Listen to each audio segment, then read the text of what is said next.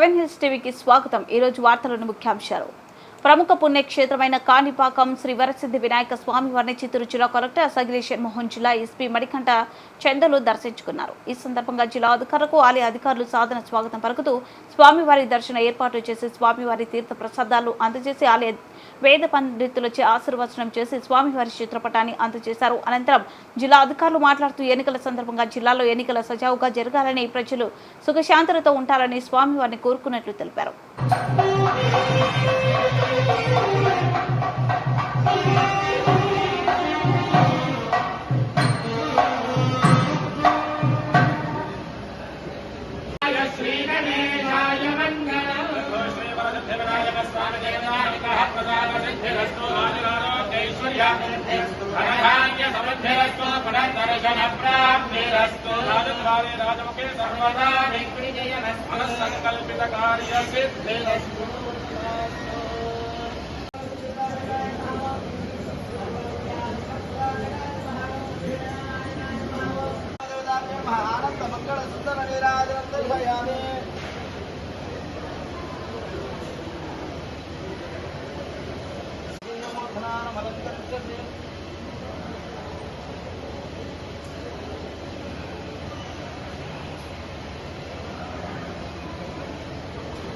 Kuppam municipality పరిధిలోని 15వ వార్డులో కొత్తపేట ఇన్ఛార్జ్ ముఖేష్ మరియు 15వ వార్డు ఇన్ఛార్జ్ జయమ్మ ఆధ్వర్యంలో ఎన్నికల ప్రచారం నిర్వహించారు। ఈ కార్యక్రమంలో రాష్ట్ర తెలుగుదేశం పార్టీ పరిశీలకులుగా గాజుల గద్దర్ భాష పాల్గొన్నారు। ఈ సందర్భంగా ప్రతి గడపకు వెళ్లి ప్రజలను ఆప్యాయంగా పలకరించి మాజీ ముఖ్యమంత్రి నారా చంద్రబాబు నాయుడు చేసిన అభివృద్ధి గురించి వివరించారు। రాబోయే ఎన్నికల్లో కుప్పం ఎమ్మెల్యేగా సైకిల్ గుర్తుకు ఓటు వేసి చంద్రబాబును గెలిపించాలని కోరారు। ఈ కార్యక్రమంలో తెలుగుదేశం పార్టీ ముఖ్య నాయకులు వరదరాజుల మాగి వాసు ఇమ్రాన్ అంజీ మరియు పెద్ద సంఖ్యలో తెలుగుదేశం పార్టీ నాయకులు కార్యకర్తలు తదితరులు పాల్గొన్నారు।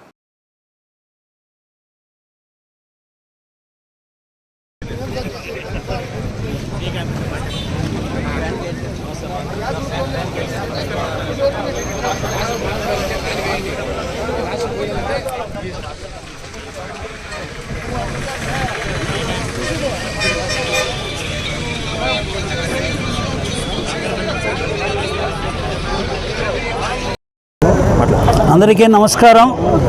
ముఖ్యంగా ఈరోజు ప్రభుత్వ ఎన్నికల విధుల్లో పాల్గొన్నటువంటి ఉద్యోగులందరికీ కూడా పోలింగ్ అనేది పోస్టల్ బ్యాలెట్ స్టార్ట్ అయింది। కుప్పం డిగ్రీ కాలేజీలో ఇప్పుడే లోనికి వెళ్ళొచ్చాము। చాలామంది ఇబ్బంది పడుతున్నారు, ఎందుకంటే చాలా లేట్ అవుతుంది అన్నటువంటి ఒక బాధ ఉంది। అయినప్పటికీ కూడా వాళ్ళందరూ కూడా ఎంతో ఓపికగా ఇబ్బందులు కూడా ఎదుర్కొని ఈరోజు చంద్రబాబు నాయుడు గారికి ఓటేయాలి, మళ్ళీ తెలుగుదేశం పార్టీ అధికారంలోకి రావాలి, ప్రభుత్వ యంత్రాంగం ప్రభుత్వ ఉద్యోగులందరికీ కూడా ఒక భద్రత కానీ వాళ్ళకు ఒక భరోసా అనేది ఉండాలనే ఉద్దేశంతో చాలా క్లియర్గా ఉన్నారు। వాళ్ళందరూ చెప్తున్నారు, ఎవరు ఏం చెప్పినా మేము మనసులో నిశ్చయించుకున్నాం, మేము సైకిల్ గుర్తు చంద్రబాబు నాయుడుకే తప్పకుండా వేస్తున్నాం, ఎంపీ కూడా సైకిల్ గుర్తుకు వేస్తున్నాం చెప్తున్నారు। కాబట్టి ప్రభుత్వ ఉద్యోగులకు అందరికీ కూడా జనరల్గా అప్పీల్ చేస్తున్నాం, దయచేసి మీరందరూ కూడా ఎంతో విఘ్నత వివేకం ఎంతో అవగాహన కలిగినటువంటి వ్యక్తులుగా ఈరోజు రాష్ట్రంలో జరుగుతున్న ప్రతి ఒక్క విషయము మీరు అవగాహన చేసుకున్న వ్యక్తులుగా ఈరోజు మన నైతిక బాధ్యత ఎంత ఇబ్బంది అయినా కూడా దయచేసి మీరందరూ కూడా పోస్టల్ బ్యాలెట్లో పాల్గొని తెలుగుదేశం పార్టీ ప్రభుత్వాన్ని తీసుకురావడానికి మీరు మద్దతు మీరు ఇస్తారని చెప్పి పూర్తిగా విశ్వసిస్తూ ఈరోజు కుప్పం నియోజకవర్గంలో ఎంప్లాయీస్ ఓట్స్ ఎంత ప్రాముఖ్యత అంటే ప్రతి ఒక్కరూ కూడా గమనించాల్సినటువంటి విషయం ఏమంటే ఈ 4.5 సంవత్సరాలు ఎంత కష్టపడ్డారో ఎంప్లాయ్మెంట్ అనేది ప్రతి ఒక్కరూ కూడా ఈరోజు ఆలోచించి ఓటు వేస్తున్నారు। మనకు నెక్స్ట్ డెవలప్మెంట్ కావాలన్నా ఉద్యోగులకు వారికి సమయానికి కావాల్సినటువంటి జీతభత్యాలు కానీ వాళ్ళకు ఉన్నటువంటి ప్రతి ఒక్క సౌకర్యము కూడా చంద్రబాబు నాయుడు గారితోనే సాధ్యము। ఆ విషయాన్ని కూడా మన ఎంప్లాయీస్ అందరూ కూడా గమనించారు, మనం చెప్పాల్సినటువంటి అవసరం కూడా లేదు, ఆల్రెడీ వాళ్ళు ఫిక్స్ అయ్యారు। దళిత అభ్యర్థిగా ఉండి దళితులను విమర్శిస్తున్నారంటూ వైఎస్ఆర్సీపీ వీరాభిమాని పట్నం రాజమాణిక్యం ఆవేదన వ్యక్తం చేశారు। పూతలపట్టు అసెంబ్లీ నియోజకవర్గం వైసీపీ అభ్యర్థిగా పోటీ చేస్తున్న సునీల్ కుమార్ దళితులు అయినప్పటికీ నియోజకవర్గంలో దళితులను కలుపుకొని పోకుండా విస్మరిస్తూ అగ్రవర్ణాల వారి కొమ్ము కాస్తున్నారని వైఎస్ఆర్ వీరాభిమాని వైఎస్ఆర్ గుడి నిర్మాణం దాతపట్నం రాజమాణిక్యం తీవ్ర స్థాయిలో ధ్వజమెత్తారు. ఈ సందర్భంగా ఆయన స్వగ్రామం పట్నంలో వైఎస్ఆర్ ఆలయంలో ఏర్పాటు చేసిన విలేకరుల సమావేశంలో ఆయన మాట్లాడుతూ తాను వైఎస్ఆర్ వీరాభిమానిని తెలిపారు.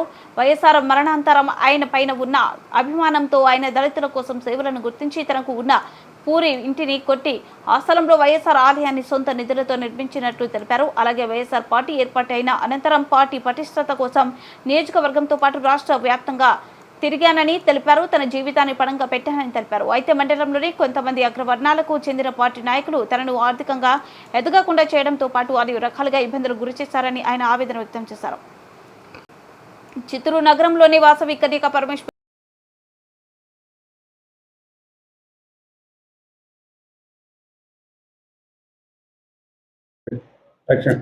నా పేరు రాజమాణిక్యం.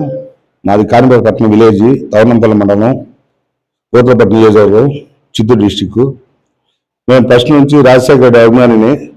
ఆ తర్వాత రాజశేఖర రెడ్డి చనిపోవడంతో రాజశేఖర రెడ్డి చనిపోయిన తర్వాత మాకు ఎంతో విధంగా బాగా దళితులకు న్యాయం చేశాడు అని ఆయన పక్కన నిలవాలని వాళ్ళ కుటుంబం పక్కన నిలిచాను.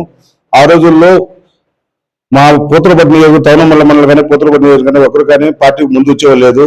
ఆ రోజుల్లో నేను వచ్చి అదే మా మండలంలో వచ్చి కేంద్రంలో వచ్చి పార్టీ ఆఫీస్ నిర్మించిన వ్యక్తి నేను ఫస్ట్ నియోజకవర్గంలో. అటువంటి వ్యక్తిని ఫస్ట్ నుంచి పార్టీ కోసం కష్టపడి నా జీవితాన్ని, ఇది నేను పుట్టిన ఇల్లు ఉండింది పూరిల్లు పుట్టేసి నేను సొంత డబ్బులతో ఎవరి దగ్గర ఒక రూపాయి బంద ఈ ఒక్క గుడికి లేదు. అటువంటి పరిస్థితిలో నేను గుడిని కష్టకాలంలో కట్టి రాజశేఖర రెడ్డి అభిమాని అని చెప్పని ఆ తర్వాత వైఎస్ఆర్ కాంగ్రెస్ పార్టీ పెట్టిన తర్వాత వైఎస్ఆర్ కాంగ్రెస్ పార్టీ కోసం రాష్ట్ర వ్యాప్తంగా ఓన్లీ ఒక పూతలపట్టు నియోజకవర్గాలు కాకుండా రాష్ట్ర వ్యాప్తం తిరిగాను. ఆ తర్వాత ఇక్కడ ఉన్న లోకల్లో ఉన్న మా గ్రామంలో ఉన్న ఒక రెడ్డి, ఆయన కొన్ని విధాల అరాజకాలు చేస్తుంటే అతని పైన తిరగడంతో అతను అప్పుడు కాంగ్రెస్ పార్టీలో ఉన్నాడు. ఆ తర్వాత ఆయన వైఎస్ఆర్ పార్టీకి వచ్చినాడు. వైఎస్ఆర్ పార్టీకి వచ్చి వైఎస్ఆర్ మండల కన్వీనర్ అయిన తర్వాత నా పైన ఎన్నో విధాలుగా ఆర్థికంగా ఎదగకుండా ఇబ్బందులు పెట్టి నా పైన తప్పుడు కేసులన్నీ భావించి చేసినాడు. ఆ తర్వాత నేను ఏం చేసినా కూడా వైఎస్ఆర్ పార్టీ కావాలా, బలపరచాలా అని చెప్పి రాష్ట్ర వ్యాప్తం తిరగడం కావడం మా నియోజకవర్గంలో అన్ని కార్యక్రమాలు చేశాను. ఈ వైఎస్ఆర్ టెంపుల్లో రాజశేఖర రెడ్డి కుటుంబంలో ఏ వ్యక్తి అయినా రాజశేఖర చనిపోయిన వర్ధంతి కానీ జన్మదిన కానీ ఏ విషయమైనా కానీ లక్షలతో రూపు ఖర్చు పెట్టి ఇన్ని చేసేవాడిని. కనీసం నా వికలాంగుల్ని ఒక పెన్షన్ లేదు. ఇటువంటిదంతా నాకు లోకల్లో ఉన్న నా జీవితాన్ని సర్వనాశనం చేసి రోడ్డుకు నిలబడేశారు. కానీ ఇంకొక విషయం అంటే ఈరోజు వైఎస్ఆర్ పార్టీకి ఒక అభ్యర్థి అని ఒక అతను డాక్టర్ సునీల్ గారిని పెట్టారు. ఆ సునీల్ గారు కేవలం ఒక దళితుడు అని చెప్పి టికెట్ తెచ్చుకున్నాడు. కానీ దళితులు అనే అర్థానికి ఆయన నచ్చుకోవడం లేదు, దళితులకు ఏ విధమైన న్యాయం చేయడం లేదు. ఆయన 5 ఏళ్ళు ఎమ్మెల్యే ఉన్నప్పుడు ఏ విషయంగా న్యాయం చేయలేదు. కానీ ఈ రోజు కూడా ఎమ్మెల్యేగా లేకపోయినా కూడా 5 ఏళ్ళు దొంగ మాట దాటుకొని పారిపోయినాడు. 5 ఏళ్ళు నియోజకవర్గం రాలేదు. ఇప్పుడు టికెట్ తెచ్చుకున్నప్పుడు అందరినీ కలుపుకొని పోవాలని ఒక ఆలోచన విధానం కూడా లేదు. ఏ దళిత వారి మీద కనీసం ఒక బంధువులు ఉన్నారా, ఇంకోరు ఉన్నారా అని ఏ విషయంలో కానీ అతను దళితులను వారం పెడుతున్నాడు. కానీ టికెట్ మాత్రం దళితుల వాళ్ళని తెచ్చుకోవచ్చు. మిగతా వచ్చి దళితులు ఎవరే కానీ ఓటేషన్ మాత్రం దళితులు కావాలా, మిగతా ఏ విషయంలో కానీ దళితులు అవసరం లేదు. అతనికి కేవలం ఎమ్మెల్యే టికెట్ తెచ్చుకున్నాను, నేను ఎమ్మెల్యే గెలుచుకున్నానని ఒక అహంకార భావంతో ఉన్నాడు. కనీసం చిత్తూరు నగరంలోని వాసవి కన్యకా పరమేశ్వరి కళ్యాణ మండపంలో బ్రాహ్మణులు ఆత్మీయ సమావేశం నిర్వహించారు. ఈ కార్యక్రమానికి ముఖ్య అతిథిగా టీడీపీ కూటమి ఎమ్మెల్యే అభ్యర్థి గురిజాల జగన్మోహన్ హాజరయ్యారు. అనంతరం గురిజాల మాట్లాడుతూ బ్రాహ్మణులు దైవ సమానులు అన్నారు. సమాజంలో బ్రాహ్మణులకు ఉన్నత స్థాయి ఉందన్నారు. చంద్రబాబు నాయుడు హయాంలో బ్రాహ్మణ కుల అభివృద్ధికి ఎన్నో సంక్షేమ పథకాలు అమలు చేశారన్నారు. రాబోయే ఎన్నికల్లో చంద్రబాబు నాయుడును సీఎం చేయాలని కోరారు. అధికారం చేపట్టాక బ్రాహ్మణులు అభివృద్ధికి మరిన్ని సంక్షేమ పథకాలు అమలు చేశామన్నారు.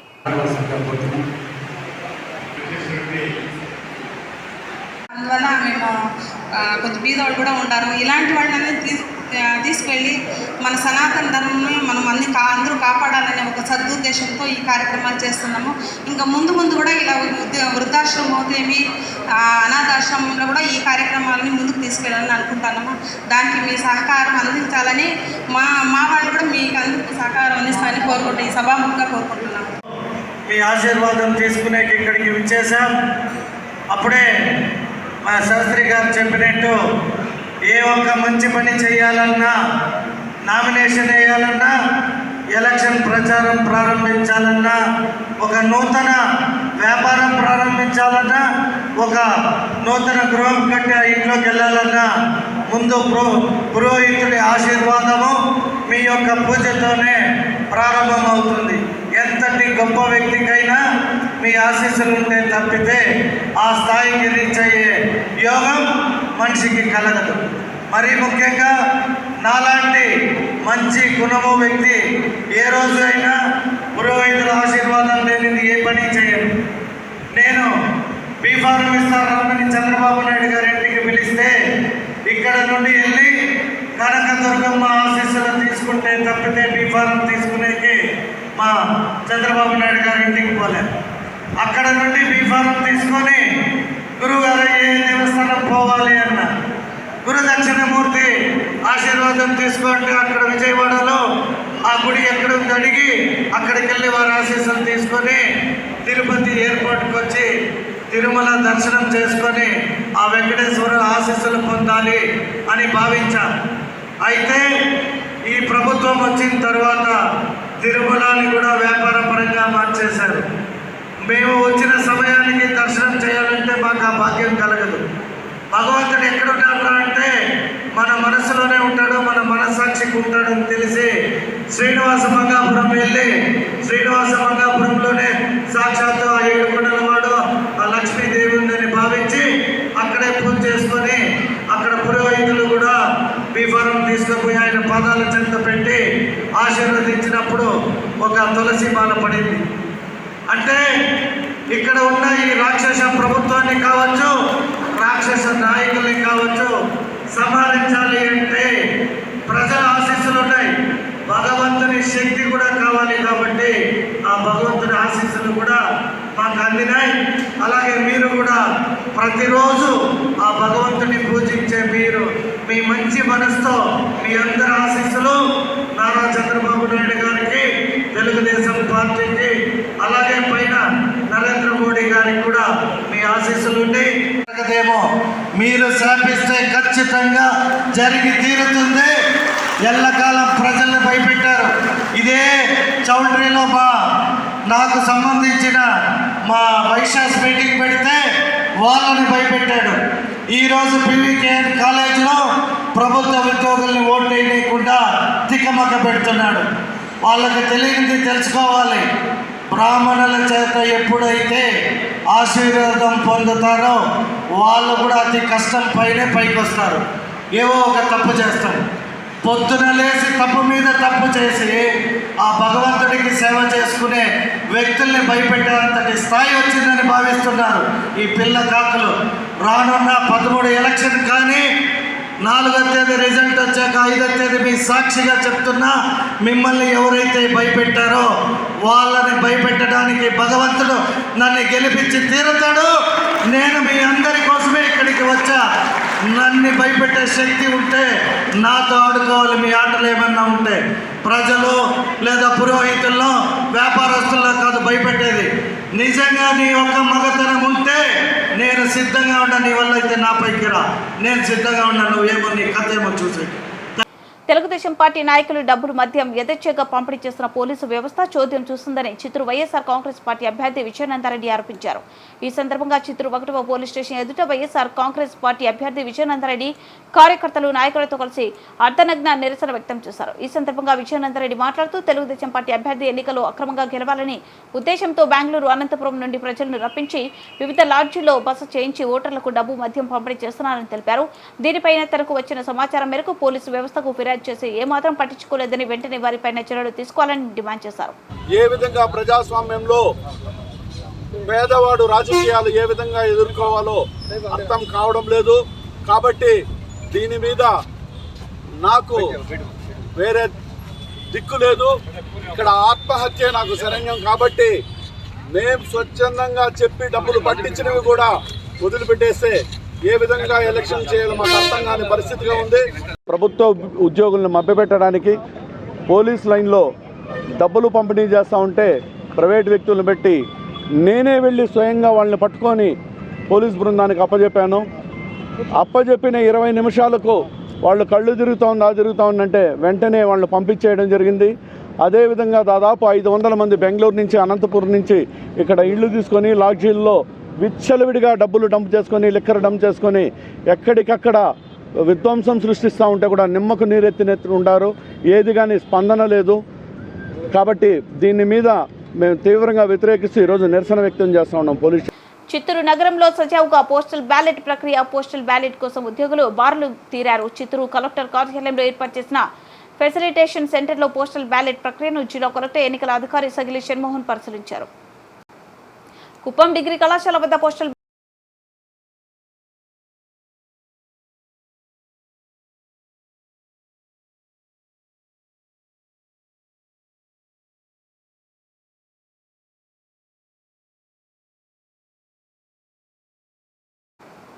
కుప్పం డిగ్రీ కళాశాల వద్ద పోస్టల్ బ్యాలెట్ ఓటు హక్కు వినియోగించుకోవడానికి 975 మంది ఉద్యోగులు ఓటు హక్కు వినియోగించుకున్నారు. డిగ్రీ కళాశాల వద్ద పోలీసులు పటిష్ట బందోబస్తు ఏర్పాటు చేశారు.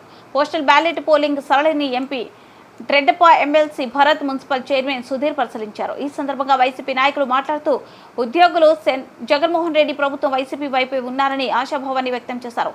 రాష్ట్ర భవిష్యత్తుతో పాటు ఉద్యోగాల భవిష్యత్తు బాగుండాలంటే జగన్మోహన్ రెడ్డి ప్రభుత్వం అధికారంలోకి రావాలన్నారు.